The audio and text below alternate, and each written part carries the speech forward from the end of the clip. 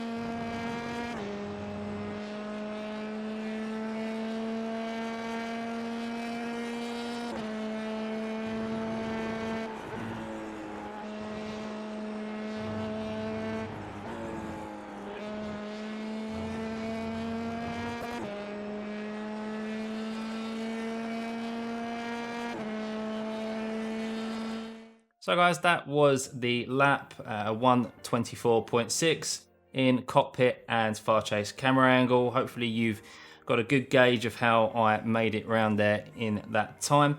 But let's analyse the lap itself, because there's a couple of things that I think you need to take into account around this track this week that are gonna catch a lot of people out. There's gonna be a lot of spins here. I can speak from experience from all the practice that I've done. But yeah, let's run the lap through and let's have a look at it and how we did it. So we're on the run up here into the first corner, uphill climb. And what we're keeping an eye out for here is the 100 bald marker. We want to move the car over to the left as far as we can without getting a 1X. That's round about pointing the car in the middle of the red and white curb, as you can see here. And it's just really kind of after this 100 bald marker that you're going to start getting on the brakes here.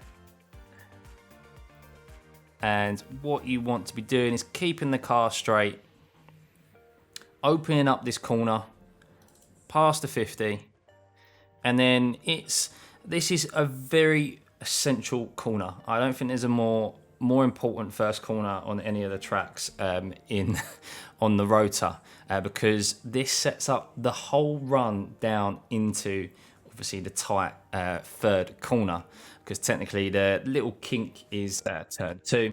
Don't ask me why, because it's not really a corner, is it? It's just a slight little bend. And that is where most of your overtaking opportunities are going to come, as we've seen in all the Formula Series in real life, F1, F2, F3. This is where the overtaking is done. Now, what you want to do here, and what is essential to getting a great exit off the corner, is to not ride the brake through the corner. It's very tempting to do so. I've learned this myself in the practice that I've done putting this lap together.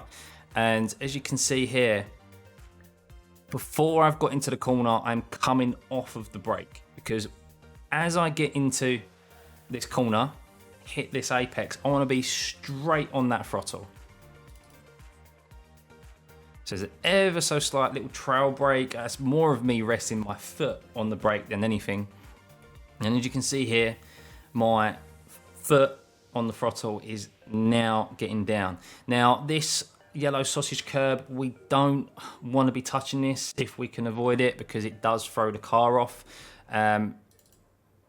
As you can see there, I probably this is where I lost a little bit of time, because I could have kept a little bit wider of that, got a nice smooth exit. But you can see here, I'm straight on the throttle, and because I had that little bit of the upset of the car, I wasn't able to get my foot on the throttle as quickly as I'd like. I would like to be on full throttle by now. I had to fight the steering a little bit, as you can see, and this took me out over to the sausage curb. Now, this sausage curb, you can ride it.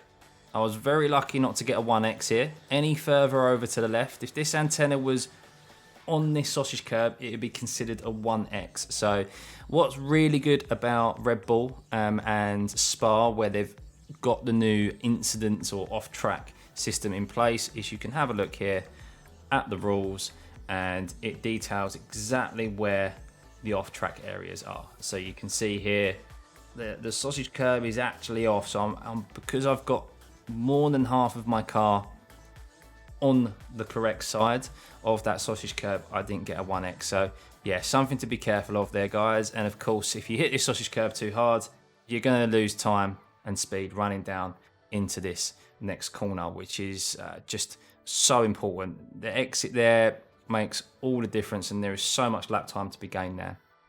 So yeah, we're gonna run down technically into turn 3 now. This is turn 2. And then once again, what we're keeping an eye out for here is the 100 bald marker. Similar once again to the first corner, we want to be getting the car, the antenna, middle of the car, in the middle of the red and white curbs. Any further left, you risk getting a 1X. And then it's just after this 100 bald marker, or pretty much kind of on it, you're starting to get on the brakes. And you're braking hard, keeping the car straight, making sure you opening up this corner, because if you turn in too early, you're going to hit this sausage curb, you're going to come off the throttle, and you're going to be in all sorts of issues. So we're hanging it out kind of as far as we can. If you really want a turning point Here you can see obviously where there's a change in the tarmac from dark to light. That's where you start to turn in. And now I take this through second gear. Shifting down into first, I just found I lost too much time as well. I was too finicky on the throttle coming through this, because this is a very difficult corner. It is so easy to spin the car here, and especially with cold tyres on the first couple of laps, you really have to be careful. And second gear, you're just in so much more control of the car, and you don't get the engine braking that you do if you shift down into first. So we're turning in, and what we're trying to do is we're trying to keep it similar to the first corner once again, as close to this yellow curb as we can, but without actually hitting it. And as you saw just back there as well, I'm trail braking a little bit more here, and once I get through the corner, I'm then onto the throttle. Now, of course, I'm easing on the throttle here. I don't want to be stamping my foot on the throttle, because you can see my steering input is nearly 90 degrees, and that's only going to do one thing, that's going to spin the car. So we ease the throttle, and we only really get on full throttle when we've straightened the car out. You'll hear the traction in the rear wheels. And here's another thing to be careful of as well. This yellow sausage curb on the left is a epoxy thing, because like here, you can ride it. I was fighting the wheel a little bit, but I straightened out the wheel, and thankfully that just gave me a straight kind of run down the sausage curb and gave me the traction. But plenty of times I've done it, I've still got too much steering input here. I've ran a little bit wide, carried a little bit too much speed for the corner, and then the rear tyres, as soon as they touch this sausage curb, they spin on you. You're going to see that countless times this week. So yeah, something to be careful of. Make sure if you do run out wide onto your sausage curb, have your steering straight before you really get down on the throttle. You can run wide here as well, so if someone is on your inside and really sends it, don't be afraid to run wide. You will only get a 1x, you don't get a slow down. I've tried and tested that out plenty of times. So yeah, you'd much rather get the 1x here than get the incident and have someone crash into the side of you, like Max Verstappen with Charles Leclerc as an example. So we're running down now into T4. We want to kind of move the car over to the right hand side, because that's the shortest line, then bring the car back over, and now we're going down hills. So this is where you want to be careful. This is very easy to lock up the car. It's very fine margins in regards to braking. Now, where you want to be braking, once again, is keeping an eye out for this 100 ball marker. We want to be braking basically on it. Feel like you're braking on it. That will make you brake kind of just after the 100 ball marker, and you can see here that pretty much bang on the 100 ball marker, I'm starting to brake. Once again, you can keep the car.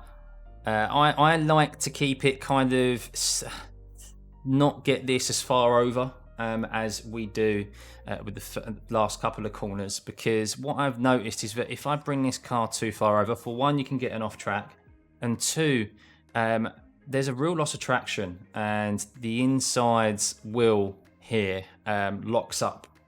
So just be careful of that, to not go too far over on this curb, because otherwise you can brake at the 100 ball marker, but you'll still lock up, because yeah, it's just weird. It kind of bottoms the car out. You lose like a grip, and it's just quite a weird one. So just be careful there. So you can see middle of my car is pretty much on the white line of the curb, and I'm braking down all the way down into third here, and then just before I get to the corner is when I shift down into second, as you can see. Now this here, you can cut this corner. This is kind of essential to lap time as well. So you can get over the green stuff, cut the corner, then as you're coming off the curb, you can then start to ease back on the throttle. Once again, as it is with the previous corners, don't get on the throttle too early, because your steering input is like 90 degrees. So if I was on full throttle here, the rear would want to overtake me, and that's when you then spin. So straighten out the wheel, Be careful here, guys, as well, because it's a bit strange. I don't know why this whole area isn't in track. If you get your wheels inside this white line, you will get an off track, even if you don't touch the gravel. A little bit of a iffy one for me. I feel like this should all be an in track, shouldn't be an off track, it should be on track, and only if you touch the gravel it should be an off track. Just a personal preference there. But yeah, now we're all the way up the gears, keeping it tight around this right hander.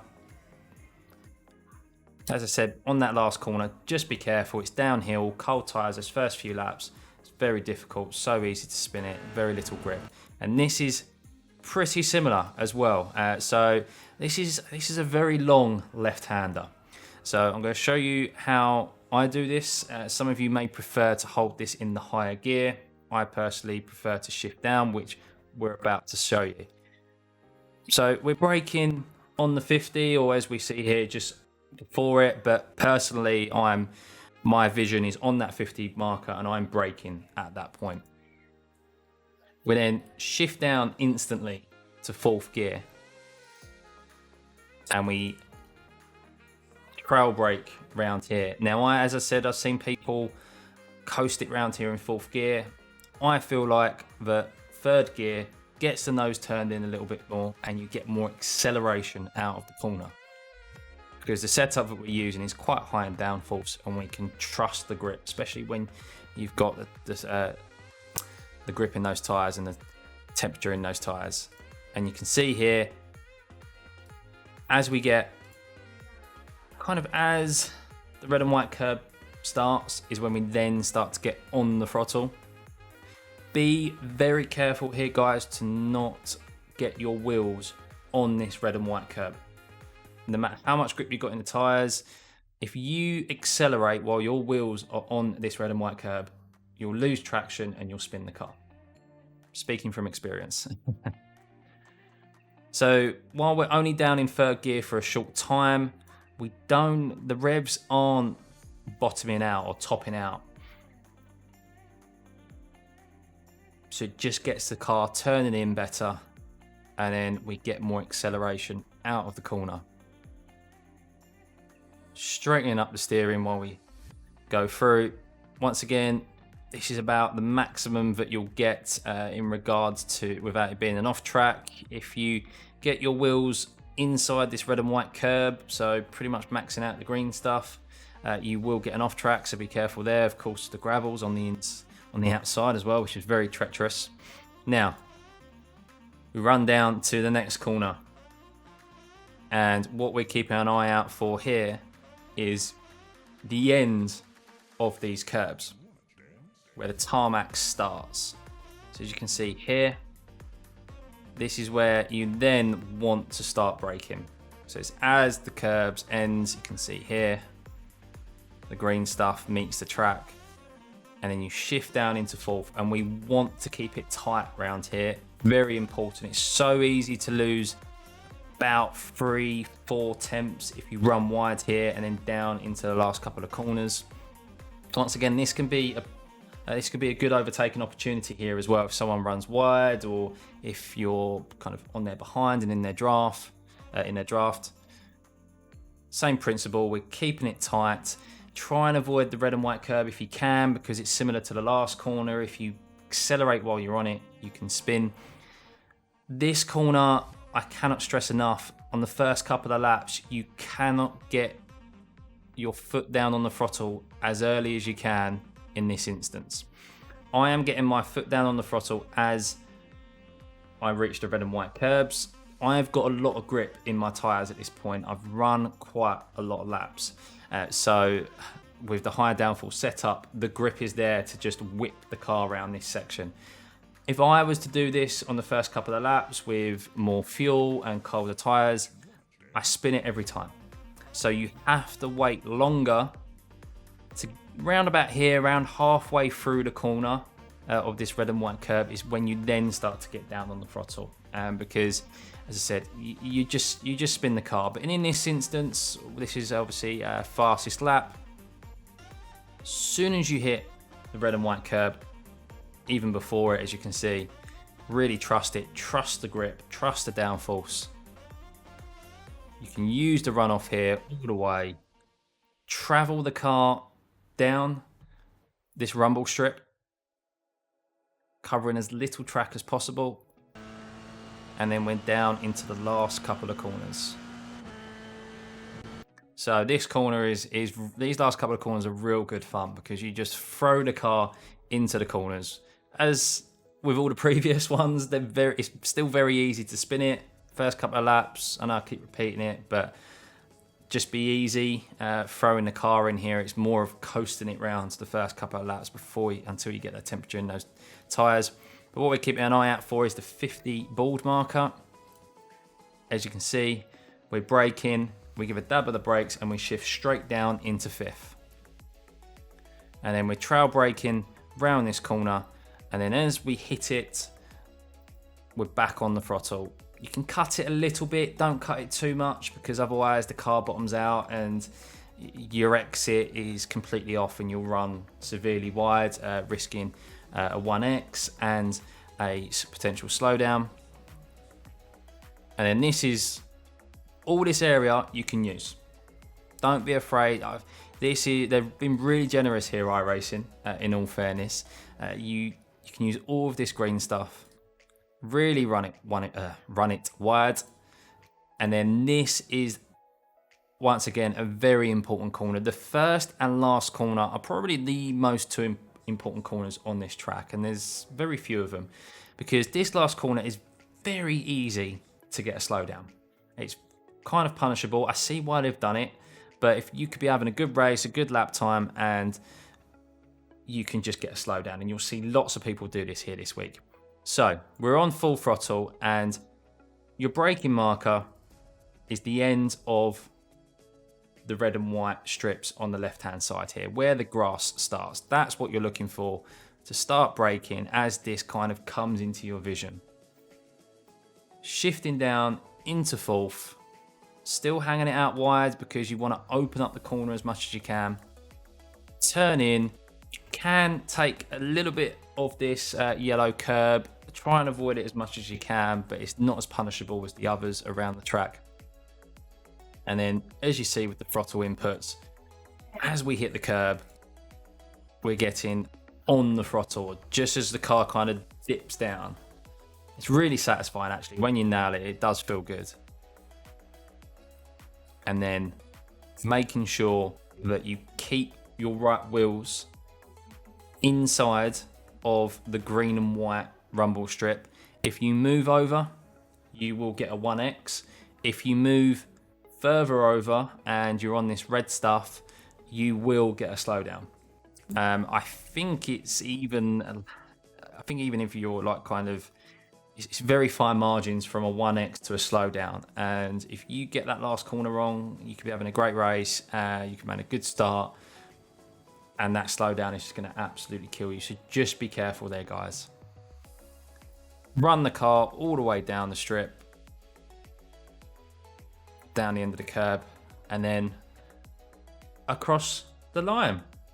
And there we go, guys. That is a lap around Red Bull Ring, a 24.6. There'll probably be quicker lap times around here this week. As always, there's plenty of aliens in this car now.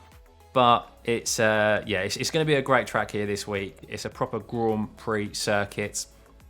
Always throws up good races in the F1, doesn't it? And I think it's going to be no different here this week. Just be wary of those spinners because there's going to be a lot of them at the start of the week and in the first few laps as well with cold tyres. So yeah, hope you guys enjoyed that. Remember to hit that like and subscribe button, turn those notifications on, and I'll see you for the next one.